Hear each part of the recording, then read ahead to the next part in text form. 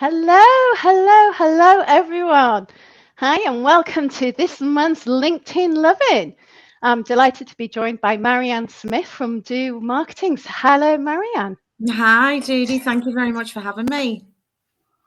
So Marianne is you're a customer journey marketing expert, and you're going to be talking to us and sharing with us how we can apply customer journey mapping to our LinkedIn activity. And this is all about how we can stand out and attract and retain our dream clients, which is what we all want to do. Certainly I do anyway. But before I want to start, I just want to say, if anybody's wondering what the heck a LinkedIn Lovin' is, well, these are short, bite-sized LinkedIn learnings over lunch that they're designed to shine a spotlight on the world's leading B2B social media platform, which of course is LinkedIn. And every month I'm joined by a guest expert who shares their expertise on subjects that support their LinkedIn activity and results. Which is why I'm really delighted to have Marianne with us today, because I really think that this customer journey mapping, when we had a conversation about it, was just fascinating. And, you know, there was so much synergy between the customer journey and LinkedIn. And I thought it would be so valuable to have you here, Marianne, to talk to us a bit more about that. Just for anybody who's listening, can you please put any questions in the comments box? That would be great. Obviously, Marianne will be able to answer any questions that you've got. I'd love to make it as interactive as possible. So please do that. So what I thought we'd do, Marianne, if it's okay with you, is just start by understanding what actually is customer journey mapping. Why is it important?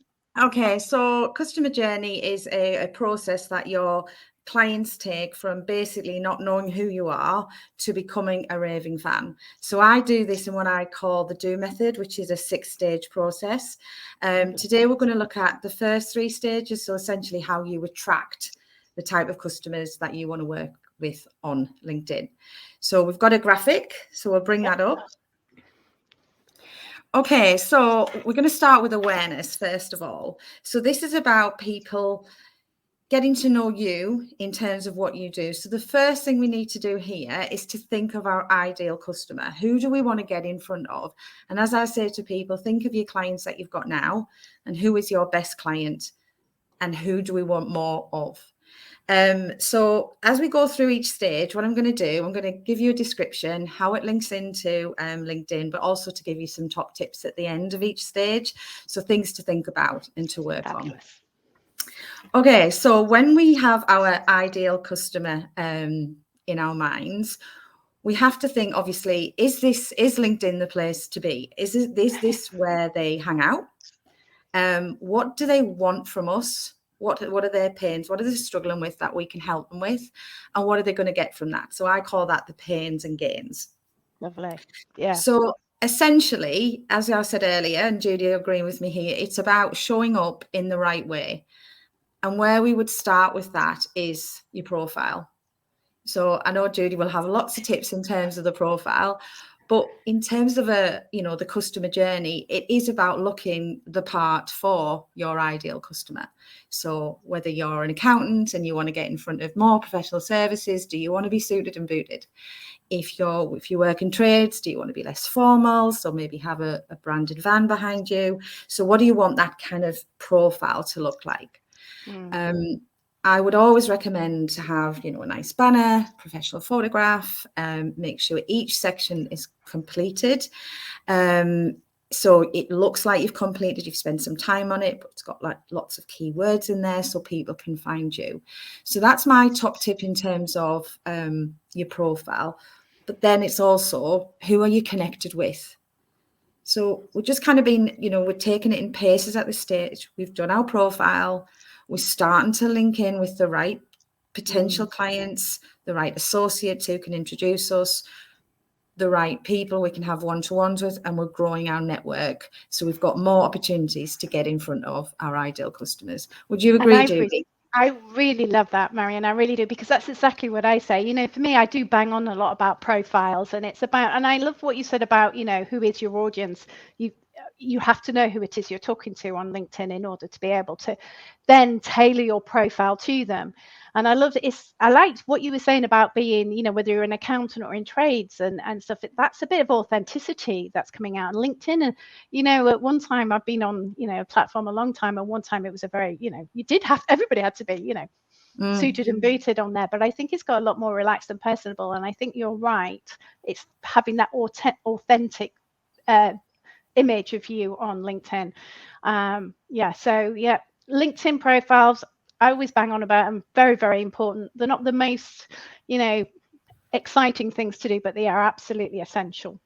First step for me on LinkedIn. You've probably been asked this before, Judy, as well. People say, is it more about my personal profile or my company page? Yeah. And it's more about your personal profile. So if you do have a picture and, you're in your wedding dress or you've got, your child in your arms, you're not showing yourself in the best light. It is about having, if you can, a professional photograph or something that represents you with a nice background. And that's a great place to start in terms of awareness. I think it's got a lot better though. There's less photos like that now. I think there's more of awareness of actually that LinkedIn is your professional brand. So, and people will make an impression from you. Yeah, exactly. That's a really good point. And also, as I said, if you can think about your headline, how does that come across? If you can extend it a little bit more, so it's not just what you do, job title, company name, 220 characters there to say a lot more. Exactly, you can maximize it. So if you're a marketing manager who helps businesses with what? Yeah, so really extend that. And what I say to people, write a sentence and then narrow it down to those 120 characters. 220 is quite a lot. Is it? I call it 220, so they've extended it. It's 220 characters, so you can say quite a lot. And I call it, what is it you do with a benefit-led statement? So what challenges and things do you resolve and stuff like that? Really, really, really good point. And then just fill in the rest of the section so you're getting over as much about you. Another tip I would say here, if you've got a lot in your first experience section, then just try and make it so it looks easy on the eye and you've got maybe put one paragraph for each one. And then very good point. 6% of traffic to LinkedIn is from the mobile. You've got to make it easy to read because any big block text people won't read. It's too difficult. So you've got to be able to scan. Very much so. Yeah. Excellent. So the second stage, what we want to do is we're now pulling them into our customer journey. So they've seen us.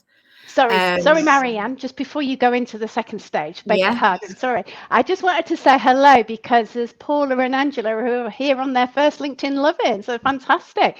And Lindsay. So we've got some people here on their first LoveIn. It'll really be great to get your thoughts, guys. And please put any questions in the old comment box. And hello to Valentina and Gail as well. Great to see you here.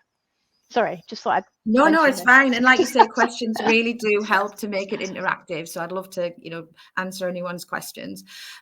Okay, so like I say, we're in the right place. We know our clients are hanging out. We're looking the part. We're connected to the right people.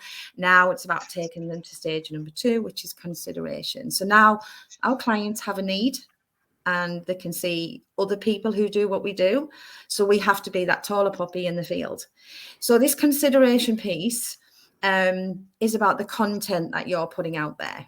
So how I describe this is if you imagine an arch, okay, and the arch is what you want to be famous for. So let's say I want to be famous for customer journey marketing. Then what are your pillars? What are the 4 things or 3 things that's holding up that arch? What do you want to be known for? So I want to be known for marketing strategy, marketing planning, customer journey, customer experience. And then from that, and this is just giving you ideas for content, and I'm sure Judy will have more. But if you think about the type of post you can put out there, is it an education piece, number 1? Is it a showcase piece, a new product, a workshop that you're doing? Is it a sales piece? And we don't do too many sales posts. Is it a community piece? Is it something about your area, something about your sector, something about a charity you're part of?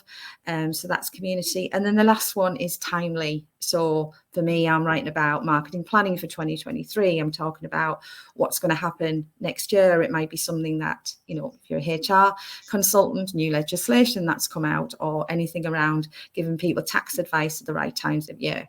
So that's the 5 buckets I would think about in terms of what you want to be famous for, what you want to be known for, and what type of things you can put out there in terms of filling your buckets.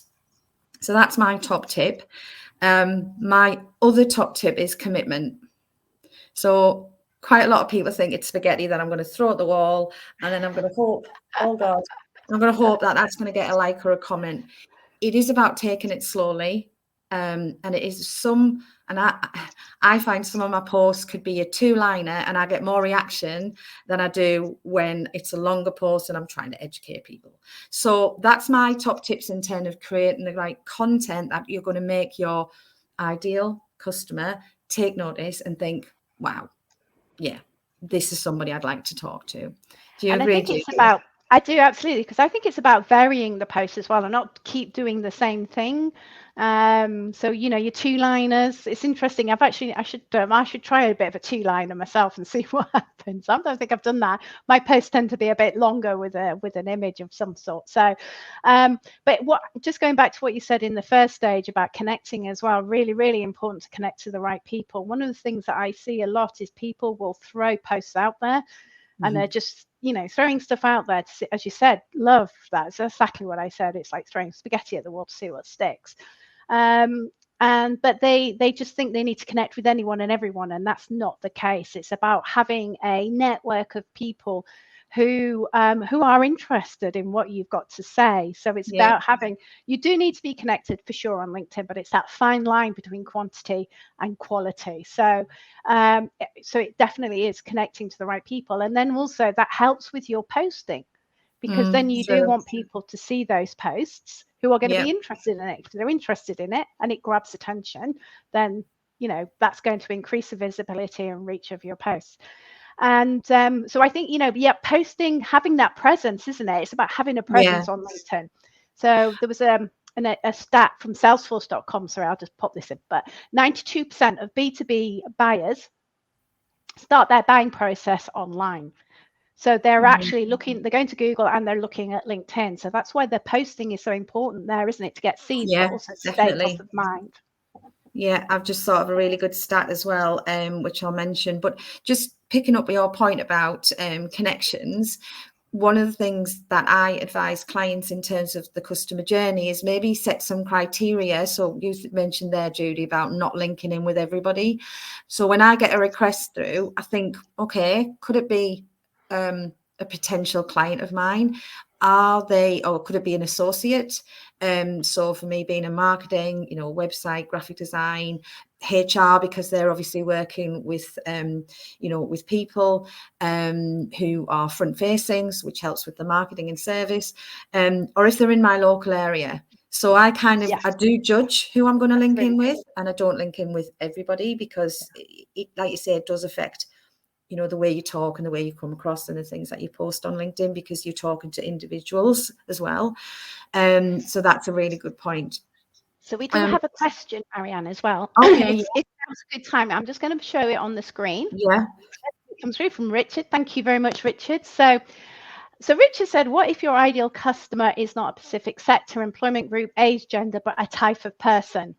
In my experience, good people can be found anywhere, but how? So this is a really interesting question. I don't know if you have an answer for this, but I can talk about from my LinkedIn bit if you like. Yeah, you talk about from your LinkedIn perspective first, because I'm just curious on the good people. But yeah, you talk first, Judy. Well, I guess that's might be Richard saying the dream clients. I get, yes, so I'll leave that bit. So yes, obviously on LinkedIn, when we're looking for people, LinkedIn has fixed filters. So it's job title, it's location, it's industry, as Richard said.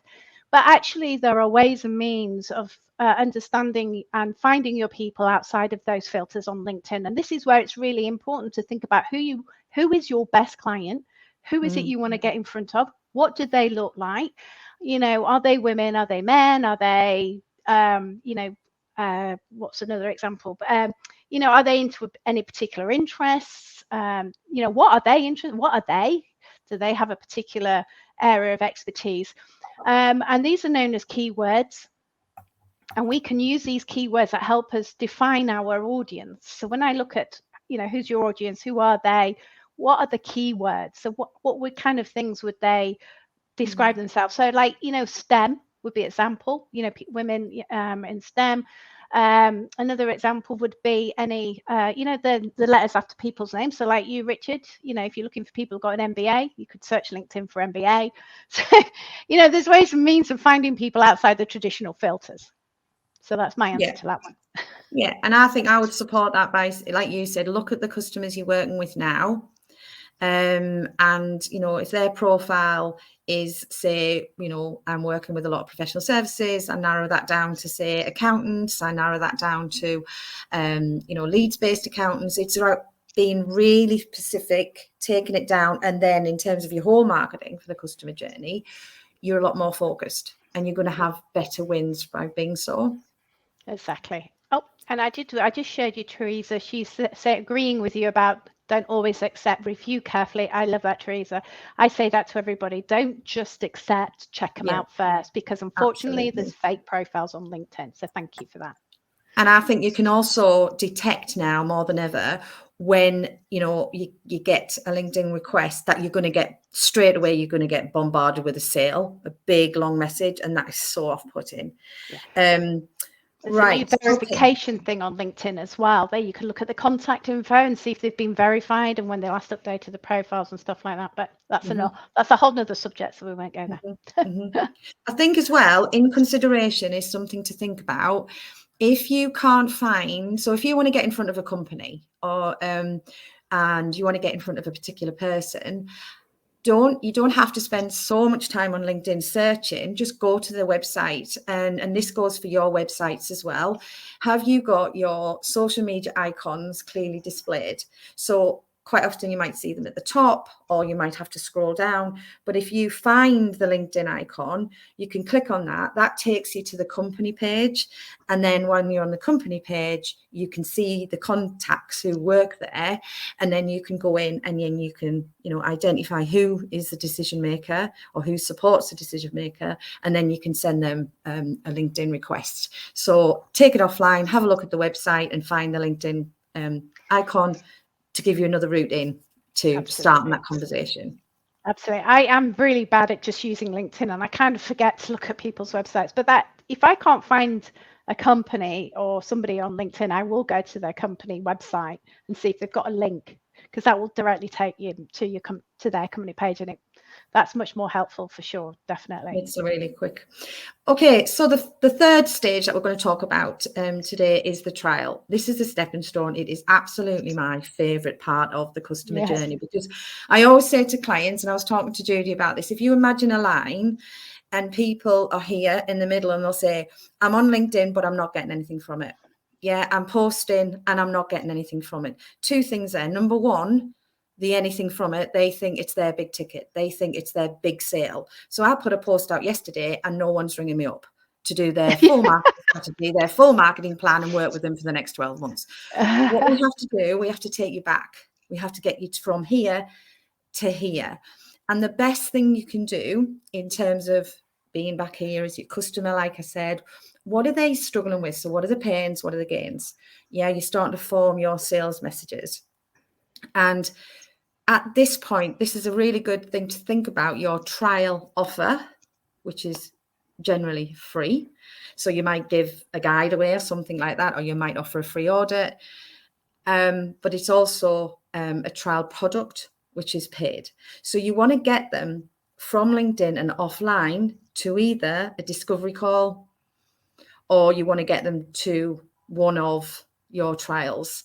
It's a stepping stone. And if you don't have a trial offer, a trial product in place, I would really try and think about what that could be. And you're promoting, you're talking about the trial rather than become a client of mine.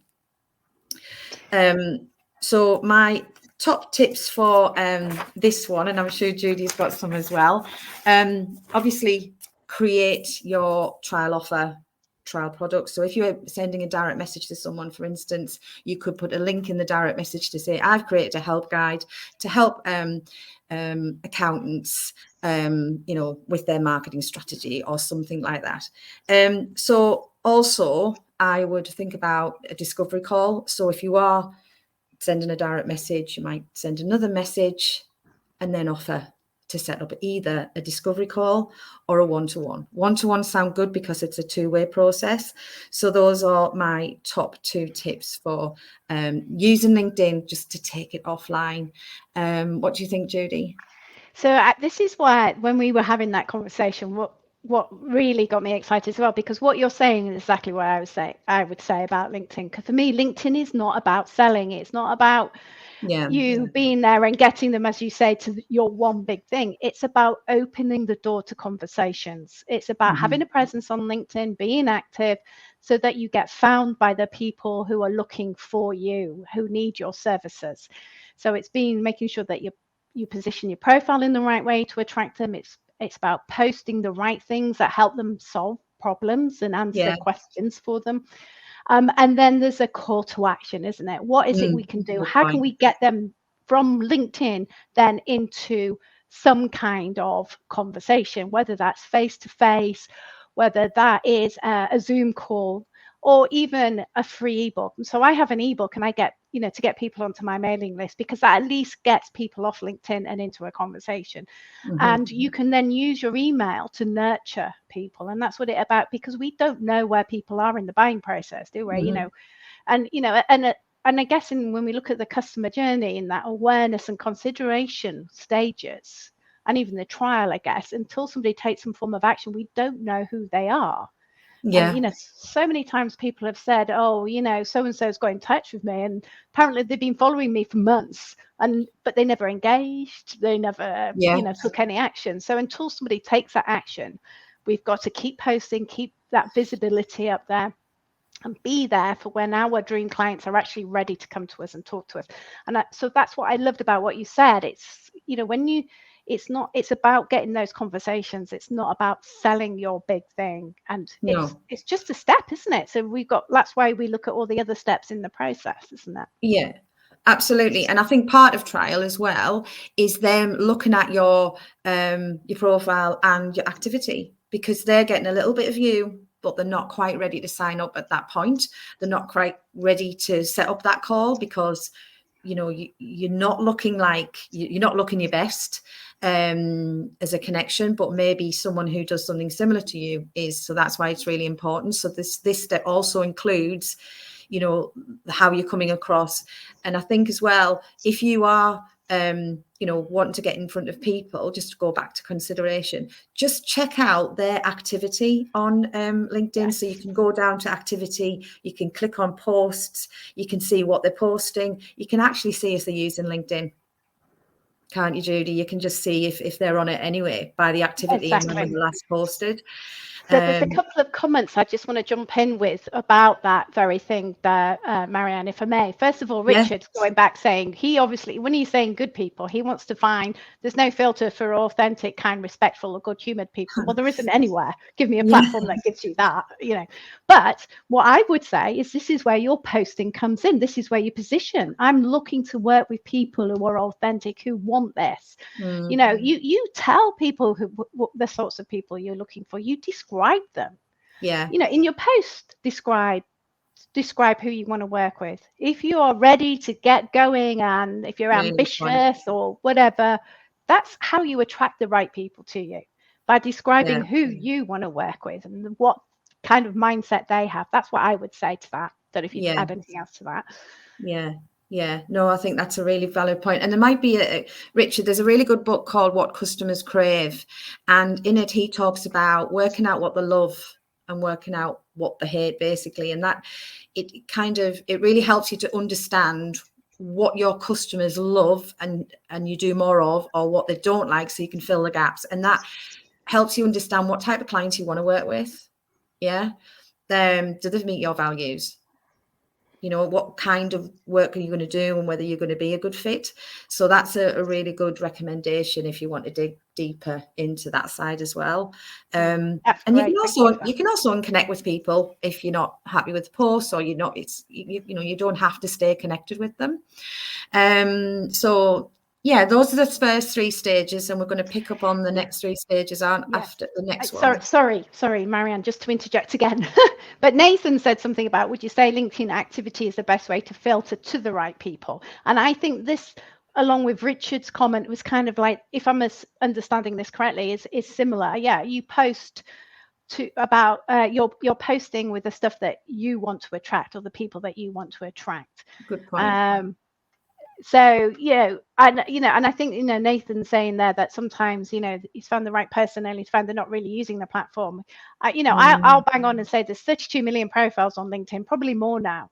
But actually, there's 40% are active on LinkedIn. So there will be a lot of people who look ideal, but they're not actually on the platform. But it's good for research and things. So I would say LinkedIn activity is a good way to filter to the right people. But yeah, and I think as well, just another one of the stats that I wanted to mention, it's something like 3% of people who are going to kind of pick up that kind of first sales opportunity. There's that low number. So if you are putting something out on LinkedIn and you're getting a little bit disheartened, it's trying different avenues to increase that to 3% to 10%. So it's just part of the marketing mix, rather than it being super channeled. There's other things you can be doing to add value to your marketing strategy to get in front of more of your best customers. Sorry, Marianne, could you just say what the name of the book is? And maybe we can perhaps put it in the comments. Yeah, it's called What Customers Crave.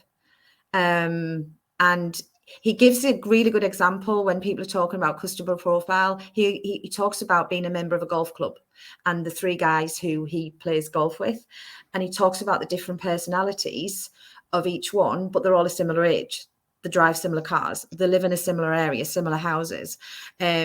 But they are very different in their kind of personalities and and decision making. So it does give another side to what customer profiling is, but it's a really good book and it's a really good read as well in terms of getting through it. So thanks, Sarah has put the link on there in the comments for us, which is great. But I love this from Nathan. And this is exactly the point, isn't it? He got a decent project, but from somebody he'd been following for 2 years. They love seeing my posts and how I help solve problems. Brilliant. So, and this is what it is. We don't know where they are. So we've got to be solving their problems, helping them, being seen as an expert. So actually, when they are ready to buy, you are top of their supplier list. So I love that. Thank you, Nathan, for sharing that with us. Yeah. So, right. Okay. So those are the first 3 steps, which is what we were focusing on today. This is all about attracting our dream clients to us. So our next step is going to be in our next LoveIn, isn't it? Yes. So we're going to look at onboarding. So how can we use LinkedIn to maximize that whole lovely warm welcome? How can we use it more with the clients that we've got already? And then what LinkedIn for me is all about. How do we create those raving fans? How do we get them to help with our posts and ideas for blogs and, shout to become brand heroes, all those things. So there's lots of good stuff coming up in the next one. So exciting. We couldn't have done all this in one go because there's so much exciting stuff. And I do hope that people have picked something up that they can do now, because you are going to give them a challenge, aren't you, Marianne? You're going to give them something to commit to. I am. So I think after this first half, it would be really good if you could just do one thing. What is the one thing that you're going to do from this LinkedIn LoveIn? So whether it is to get your photograph taken, whether it is to get a branded banner, or whether it's to work on your experience, or whether it's to connect with more of the right people. What is that one thing that you're going to do? And Judy and I would love you to share that with us, just so we know that you're on it. This is your LinkedIn journey and you're adding value from what we've said today. Yeah, that'd be brilliant. I love that. I'd love that. It'd be really good to get people's feedback. And so you've also got a blog that talks about the whole customer journey and what it's about, I believe. Yeah, so in the link that Sarah's put in there, there's some blogs on my website which talks about the customer journey. There's one on, your ideal customer.